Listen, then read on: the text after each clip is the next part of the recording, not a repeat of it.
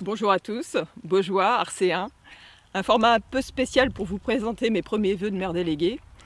Loin de la proximité qu'on peut attendre de ce moment-là, mais bon, on s'adapte. Et l'avantage, c'est que vous pourrez regarder plusieurs fois. L'année 2020 a été particulière. Elle a impacté nos vies familiales, sociales et professionnelles, mais la vie communale aussi. Alors des travaux ont été réalisés à Saint-Martin-d'Arcé, la toiture du gymnase, la voirie du chemin de la fermerie.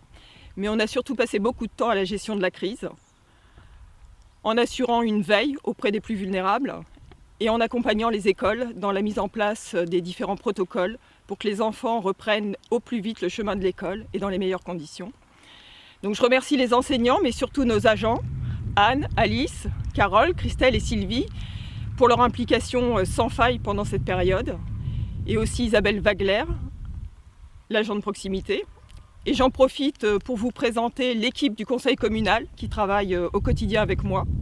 Samuel Gued, Annie Crevaux, Aude Brugnot, Jérémy Pichery, Stéphane Goubard, Julio Santos, Michael Abellard, Yann Mass et Philippe Revaux. Et la relève est assurée puisque Enzo Goubard et Evan Pasquier sont élus au conseil municipal des jeunes. Et en suppléant Vianney Rabouan et Mélinda Brignol. Donc vous devez vous demander pourquoi j'ai choisi cet endroit aujourd'hui, pour deux raisons. En premier, je voulais rendre hommage à M. Cottenand, décédé en mai à l'âge de 98 ans. Il a été maire de Saint-Martin-d'Arcé de 1971 à 1989. Et parmi les nombreuses actions de ces 3 mandats qui ont marqué notre village, il est à l'origine de la création du centre d'aide par le travail de la Bréautière, juste derrière moi. Un établissement encore actif aujourd'hui, un établissement toujours utile aujourd'hui. Donc j'ai aussi choisi cet endroit parce qu'il représente Saint-Martin, la nature, le lien entre les communes avec la voie verte et l'accès à la forêt.